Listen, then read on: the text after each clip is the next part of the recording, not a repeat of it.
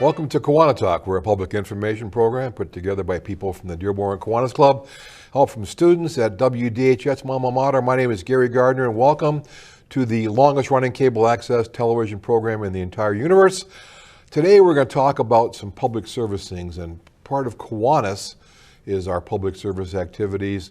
Our members do a lot of wonderful things, and if you're ever interested in helping out your community, a Kiwanis Club anywhere, our club in particular, would be a good place to start. But today we're going to talk about a little different aspect of community service, and it's something that I think is much more needed today than it has been. It's always been there as a need, but because of the economics that are going on in the world and other problems, we're talking about food banks, and that's a necessary thing that we have today. And to talk about food banks, we have one of our longer serving member. I'm not going to say the old members because I'm getting to be an old member myself, but one of the longer serving members of the Dearborn Kiwanis Club, Mr. Ray Scoboria. Ray, welcome to the program. Thank you, Gary. Thank you. So a lot of times you're sitting in this chair, but today I'm going to get you and keep you on the hot seat for the entire program. Okay. And give you some questions. So before we get into the food bank, Kiwanis, how long have you been part of Kiwanis, and what brought you to the club? I think, well, actually a neighbor was a Kiwanis member. He moved out of town a long time ago, but he invited me to go to Kiwanis, and I joined, and it was slightly over 45 years ago. Okay, you started when you were 12 then, right? Well, actually, I just had my 81st birthday. Okay, so last week. so it's been a while. So, and part of Kiwanis, what was it that attracted you to Kiwanis besides the camaraderie that we have at our meetings? Well, the idea, the service idea, because you got a job and everything, but you go to a meeting and then you do things that are nice to help folks out, usually in the community most of the time. Organizations that the club donates to help out, and I think I was always motivated by that. And not just the community service, but the camaraderie too. Yes. Oh, yes. That also, certainly. So let's shift over a little bit now and talk about today. There's a food bank need, but food banks are not just a new creation. No. I think I can remember back a long time. Yeah, and in my case, the first one I was involved with, and the one we want to sort of concentrate mostly on, is at our church. I go to Cherry Hill Presbyterian, and they've had a food bank there, I think, for more than 25 years. They don't call it a food bank; it's the food pantry. So talk about the food pantry, and 25 years is a long time, but yeah. There's always been times when people who, not through no fault of their own, need some extra assistance, and there's no real person can have the best job in the world, then something happens, and then they have a need for some assistance, and the government provides assistance, but I think that's ultimately come down to the basic of needing food. Well, it's interesting. Now, I've probably been working at a church food pantry for 10 years, pretty steadily, okay? And people will come, and you'll see them, maybe they'll come 4 or 5 times over a period of a few months, and then you won't see them, they won't come back. And apparently their situation improves enough that, or maybe they were on layoff or something, who knows? And then they don't come, and then maybe 3 years later, they show up again because maybe things got tight again. You know what I'm saying? So, in my opinion, very few people take advantage of food pantries. They come to them when they need a little extra food or a little extra help financially. They're not taking advantage; they're getting assistance that they pretty much genuinely need. So you mentioned Cherry Hill Presbyterian. Yeah. Where is that located? It's on Cherry Hill, obviously, but where? Yeah. Cherry Hill Presbyterian's on the northwest corner of Cherry Hill and Telegraph. And for those, it's a big parking lot, faces Telegraph. The church is back from that about, half a block. Because our program goes out to 42 cities. Yeah. Cherry Hill is halfway between Ford Road and Michigan Avenue. Yes. On Telegraph, pretty main road. Everybody would know that. Yeah. So the food bank at Cherry Hill Presbyterian Church has been there 25 years. You've been part of it. What exactly is a food pantry? Well, basically, we only provide food that's not would be considered non-perishable. Okay. Because we do have some refrigerators and stuff, but they're in the basement, and you know, we're older folks, you know, carrying stuff up and down the stairs. So we've decided our food is basically non-perishable, unless somebody donates something that perishable, but we give it away immediately. You know what I'm saying? Right. Because we wouldn't accept food that has to be refrigerated normally. There's exceptions at times. We might take some cheese occasionally and then give it away at the next time, you know, people come out. But what we give away, it's all non-perishable. It's real basic stuff that almost anybody would use. Let's talk about, so there's the basic food groups. You've got your breads, your sugars, your spices, your what are some of the things that I made a list here. I'm going to give, we have 2 bags. Our basic donation is 2 bags. And bag 1 has cereal, pasta, spaghetti sauce, 2 cans of tuna, those small cans, 2 cans of vegetables, a can of beef or stew, and then a jar of applesauce. That's bag 1. Okay. So it's all pretty basic. Most everybody would eat up those items if they were around the house for a while. And then bag 2 has a jar of peanut butter, a box of saltines, let's see, can't read my own writing. Oh, powdered mashed potatoes in a box of hamburger helper, a box of mac and cheese, dessert, which is often brownies. They have brownie mixes, 2 cans of soup, a can of fruit, and 1 bag of rice. So it's all pretty basic stuff. So, and you're not going to be eating for months on that. It's going to help someone through maybe a good part of one person through part of a week or so. Yeah. Or a family for a few days. I mean, it supplements their, it means they don't have to buy quite as much at the grocery store. You know what I'm saying? And, you know, when things are tight, that helps people out, you know. And I think most of our clients are quite local. They don't drive a long ways to get to the church, you know. And we always service between 9:30 and 12, and so they're very used to it. They show up and we bring them in. They sign up on a sheet, come in, and we have 4, you know, carts. And we put the food in the cart, and they can wheel it out to their car and then return the cart. So how often is your food pantry open? And It's open 2 Wednesdays a month, the first and third Wednesday. And again, the time is from 9:30. The open time is from 9:30 to 12. And of course, our clients know that, so they're set up for that. You know, they come. A lot of them come. It's amazing. Some of them come an hour ahead of time and just wait in their car. I don't know, but they know we don't open till 9:30. You know? So you've been doing it for 10 years, and have you noticed any change in the need or the number of people who come in? Well, there seemed to be a significant increase in attendance during COVID. That during the period that we were suffering COVID. And of course, we didn't want the people coming into the church for the chance of infecting others, you know. So what we did is we set all the food up right by the door, and we would take it out and put it in their trunk or their vehicle. So we serviced them outside, and we had one of our members who would just go to the car window and take the name and so on. And by the way, the only information we take is the name and the adults and the children at that location. We don't take address, anything else, because we don't have any organization that requires additional information. It's just the church. So during COVID or other times, do you notice families come in, single moms, single dads, individuals? What do you notice? What's your general clientele that comes through? I would say 30 or 40% are single people. Maybe that's a little high. Maybe 30%. 30% are single. I would say I would say most of the rest are married, and of those, I would say a good 40% have children. And so they come in and they get the assistance. And Right. Now, also, one other thing that we do is if a family's a big family with 4 children, we give them an additional bag. We just call it a bag 4. And we put items in there that like we'll put in a big peanut butter.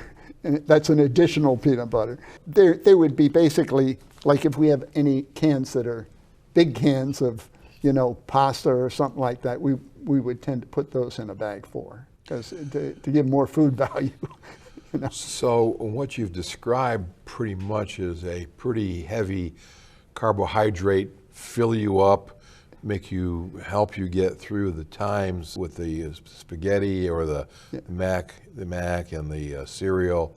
All those things are going to help people, help them fill them up. It's not the most, nutrition sometimes isn't as important as getting the volume and keeping calories. The calories, yeah. Yeah. And I don't think like we put a dessert in one of the things. I mean, that's just so it's a little positive item. It's not too hard to make those brownies. You just mix them up with an egg and put them in a pan, and you got some something sweet to eat. But you got to have a place to cook them and an egg and that's all. So this food that you give away just doesn't come out of nowhere, and there has to be a source for that. Yeah. What is the source of the funds for the food pantry at Cherry Hill Presbyterian Church? Well, we accept donations to the food pantry, and people. It's interesting, but during COVID, we had our donations to the food pantry go up significantly, and they're still up. Even though we spend regularly, and we've had higher attendance since the beginning of COVID, it actually hasn't gone down. Our attendance is about as high lately as it's ever been, and we have the cash donations which come from church members and other groups. Actually, the Kiwanis Club donates to our food pantry, and then we have members of the church and of 4 other churches bring food to the food pantry that's donated by their members, because the other 4 churches don't have a food pantry of their own, so they choose to donate to ours, okay? And then there's a third source. The city has a food pantry, which I also have worked for about the past year. And that food pantry, they always give the food out the second Monday of the month. But when they're finished distributing it, there's always food left over. So they alternate between our church and another church in Dearborn that has a food pantry, and they give us the rest of that food. So and it's actually, sometimes it's quite a bit, you know what I'm saying? So that's another question. Logistically, it sounds like there's a pretty high volume of material that needs to get from wherever it comes from to that. Who does the shopping for these things, and how do they transport the stuff? Actually, one of our members has traditionally done the shopping for a long time, and he knows where to go. He knows where he can buy in volume. Sometimes you go to the store and he wants to buy trays of 12 or 24 or whatever. You know what? Like soup, it comes in trays of 24. Right. So some places you go and you take a tray and they say, no, that's too much. You can't take that much. Right. You can have one of those, not 2 of them. But he knows where to go, and he'll go and shop. And when he comes back, it's a little bit of work getting the food out of the truck and into the church and stashed in food pantry room, you know. So when you said he comes in a truck, it's not a Volkswagen Rabbit, it's a truck. he has an F-150, and so okay. And a lot of times he has the back pretty well filled and the back seat also filled. Wow. Pretty well. Well, we're going to continue our discussion with Ray Scoboria from Dearborn Kiwanis Club, who is also a part of the food pantry at Cherry Hill Presbyterian Church, corner of Telegraph Road and Cherry Hill. But we're going to expand our horizon beyond Cherry Hill Presbyterian to some other food pantries that Ray's talked about and alluded to. Don't go away. We're going to get some words from Kiwanis. I'm Gary Gardner. Be right back with Ray to continue our discussion. Don't go away.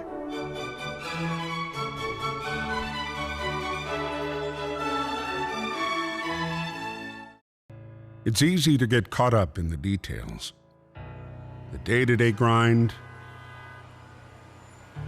numb to the noise, going round and round and round.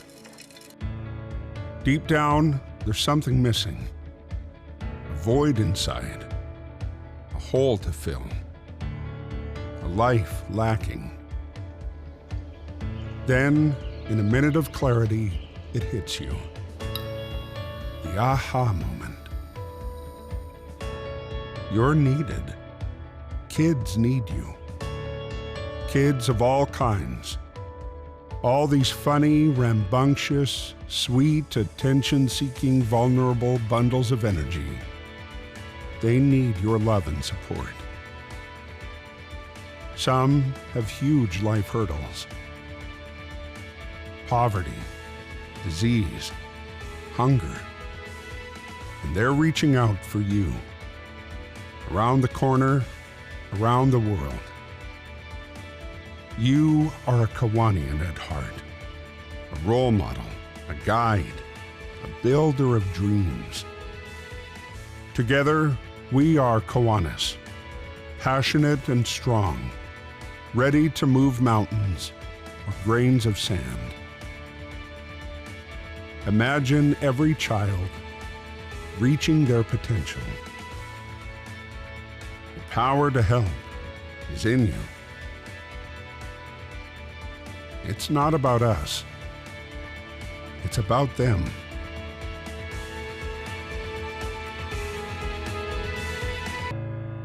Do you hear the call?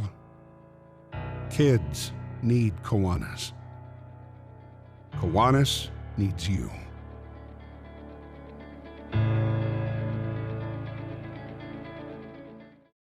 Welcome back to KiwaniTalk. I'm your host, Gary Gardner, continuing our conversation with Ray Scoboria on KiwaniTalk, the longest running cable access show in the world. Food pantries.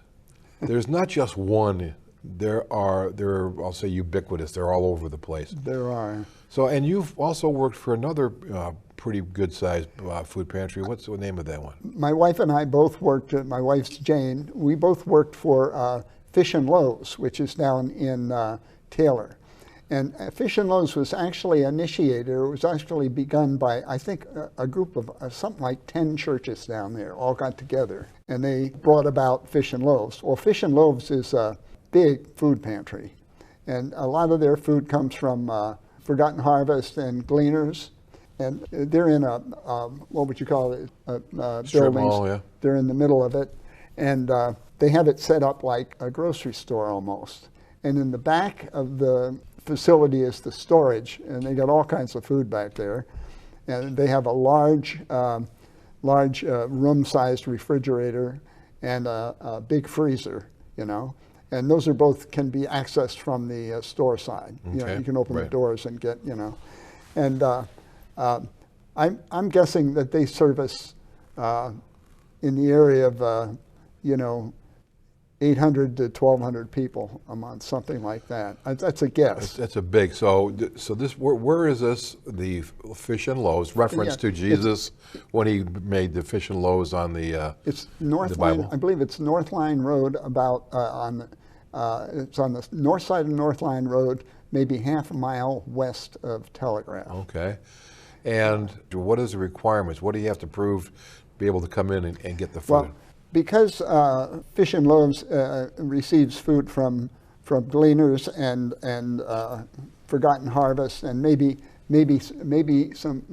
sometimes government sources, they have to have a lot more bookkeeping. They have to have information on income, you know, where people stand. Whereas you know, a church like ours, we don't ask that. We can't ask that because it's too much. It'd just be too much bookkeeping for us. But they need to because it's required for them to access food from those sources. And the Fish and Loaves, how often is that food pantry open? Oh, I think it's opened. It's open either 4 or 5 days a week. Yeah.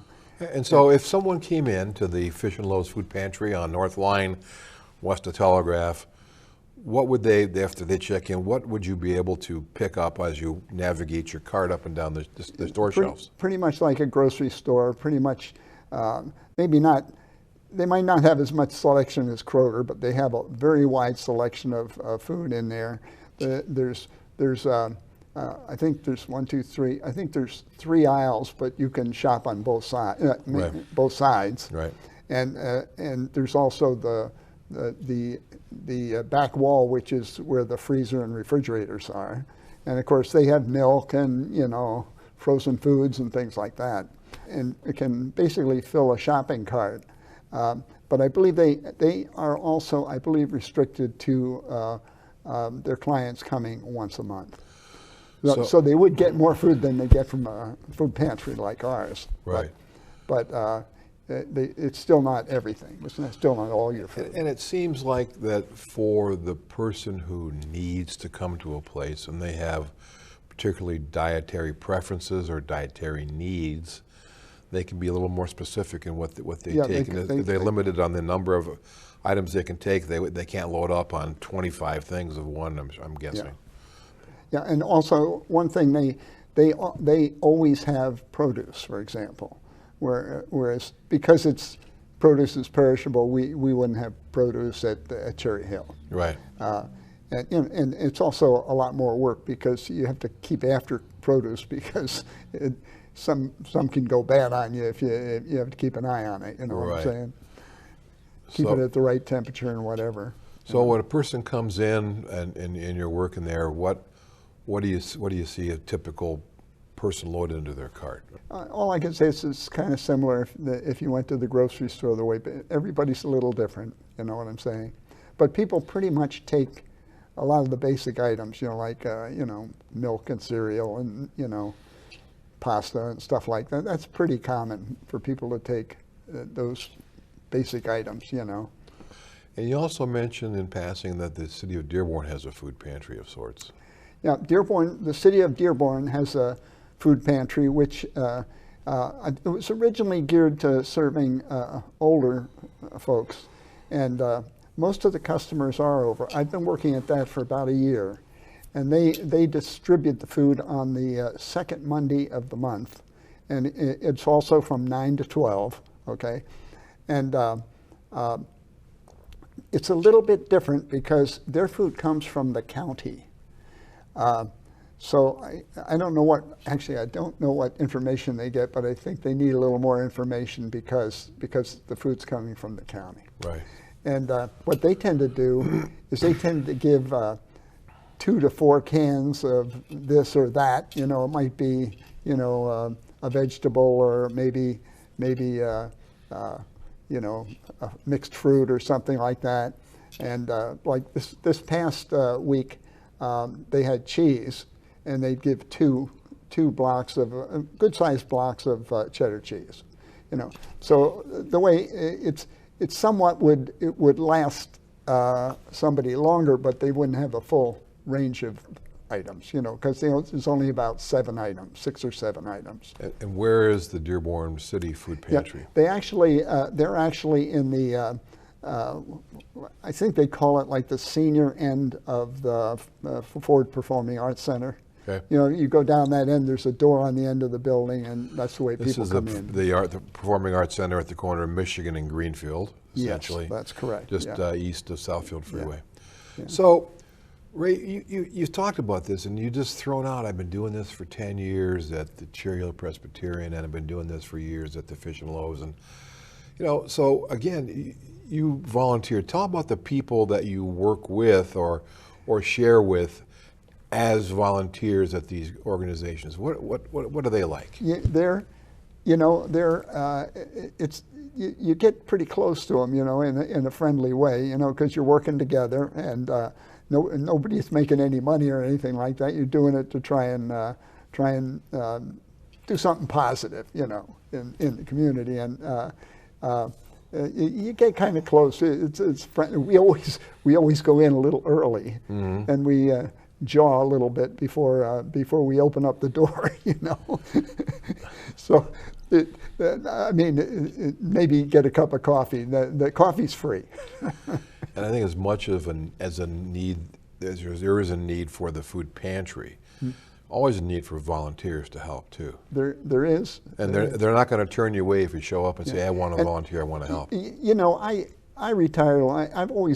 I retired. Well, I just turned 81. I retired at 65. Okay, so that's 16 years, and I needed stuff to do. I mean, you know, believe me, having stuff to do, it keeps you much more, you know, much more interested in life. I think, you know, I got a schedule. I've got things to do, and it's not an extreme amount of time or anything like that. But it's you know, something coming up in a few days. You know, and so when you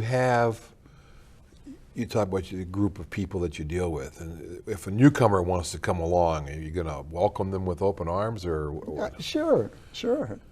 If somebody wanted to come along and help out. They can come and pack bags with me anytime they want. I don't mind.